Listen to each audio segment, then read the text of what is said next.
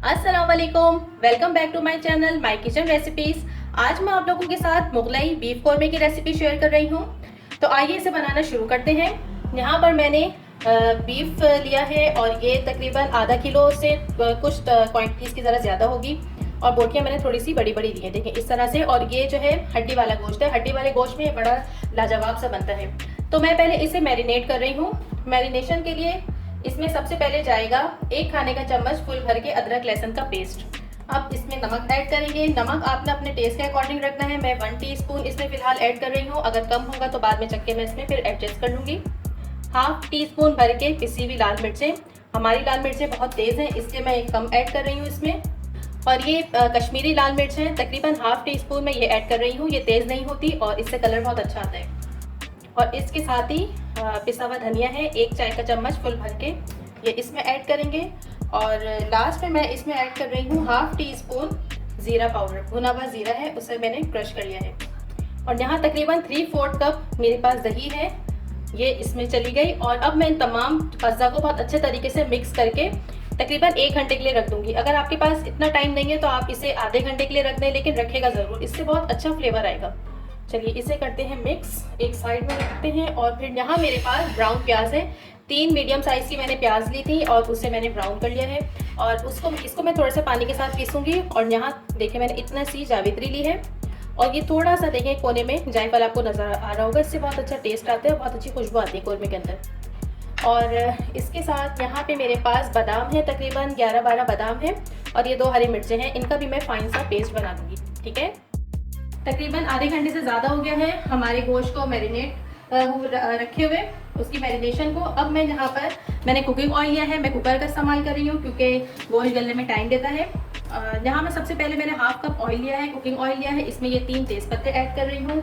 और इसके साथ ही यहाँ मेरे पास खड़ा गरम मसाला है, 2 दालचीनी है, तकरीबन 10 अदद काली मिर्चें हैं, 5 से 6 हरी इलायची है और 1 बड़ी इलायची, तकरीबन 8 से 9 अदद ये लौंगे हैं। और थोड़ा सा इसमें काला ज़ीरा है, बिल्कुल 1 से 2 चुटकी मैंने काला ज़ीरा लिया है। इसे अच्छा सा इसमें ऑयल में फ्राई करेंगे। और बस यहाँ पर अपना मैरिनेट किया हुआ बीफ हम इसमें ऐड कर देंगे।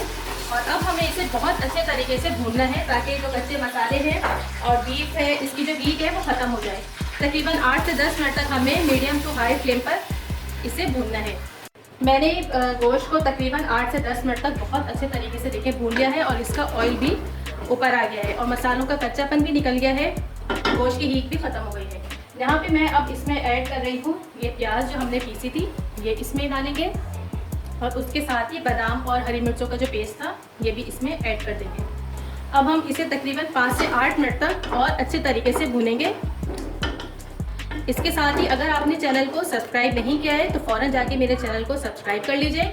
और वीडियो पसंद आए तो लाइक आपने ज़रूर करना है, शेयर भी करना है अपनी फैमिली में।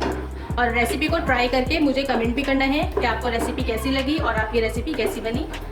मैंने तकरीबन 7 से 8 मिनट कौरमे को बहुत अच्छे तरीके से भून लिया है। और ये देखिए कौरमे का ये जो है ग्रेवी दानेदार सी हो गई है, मसाला ग्रेवी नहीं मसाला, ये देखें दानेदार सा। बेहतरीन कौरमे की निशानी है ये कि वो दानेदार बने। तो जो टिप्स मैं आपको बताती हूँ और जो तरीका बताती हूँ आप बिल्कुल उसी को फॉलो किया कीजिए, स्टेप बाय स्टेप वैसे ही फॉलो करके आप बेहतरीन जो है खाना बना सकते हैं और बेहतरीन कौरमा बना सकते हैं। बस ये भून चुका है बहुत अच्छे तरीके से। अब हमें इसके अंदर पानी डालना है और इसे लगा देना, गलाना है गोश्त को। आपका गोश्त जितना टाइम लेता है आप उतना इसको रखिए। मैं तकरीबन इसको 10 से 12 मिनट के लिए सीटी लगाऊंगी और फिर हमारा गोश्त तैयार हो जाएगा, यानी कौरमा हमारा तैयार हो जाएगा। यहाँ मैं इसमें तकरीबन 2 कप पानी ऐड कर रही हूँ। बस अब मैं इसे कवर करके तकरीबन 10 से 12 मिनट तक इसमें सीटी लगाऊंगी। जहाँ पर मैंने कौरमे को तकरीबन 12 से 15 मिनट कुकर के अंदर सीटी लगा के रखा और गोश्त हमारा बिल्कुल टेंडर हो गया है। और आपके सामने है कि कितने मज़े का हमारा कौरमा तैयार हुआ है, इसकी खुशबू पूरे किचन में फैली हुई। आपने इस रेसिपी को ज़रूर ट्राई करना है। अच्छा, यहाँ लास्ट में आपने इसके अंदर केवड़ा एसेंस ऐड कर देना है 1/2 टीस्पून, उससे भी बहुत अच्छी खुशबू आ रही है। मैं इसमें ऐड नहीं कर रही क्योंकि मुझे केवड़ा एसेंस की स्मेल से ना थोड़ी सी एलर्जी है। और मैं इसमें लास्ट में जूलियन कट अदरक इसमें ऐड कर रही हूँ। चलिए हमारा कौरमा बिल्कुल तैयार है। आपने इस रेसिपी को ट्राई करना है। वीडियो पसंद आए तो लाइक ज़रूर करना है, फैमिली में शेयर भी करना है। खुदा हाफिज़।